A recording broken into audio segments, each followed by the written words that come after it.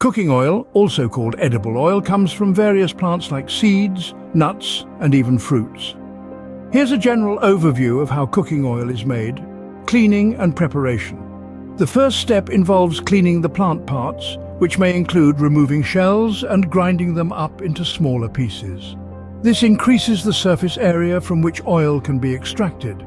Sometimes they are also heated a bit to make the oil flow more easily. Output: extraction.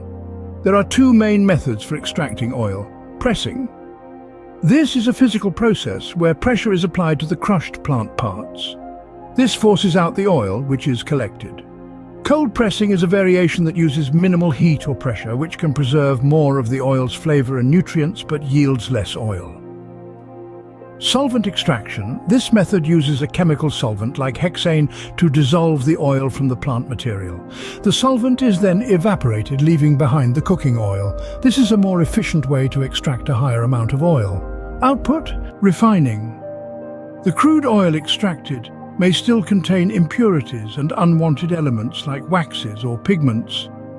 Refinery processes like neutralization, bleaching, and deodorization are used to purify the oil, improve its taste, color, and shelf life. Packaging. After refining, the cooking oil is bottled or containerized for distribution and sale.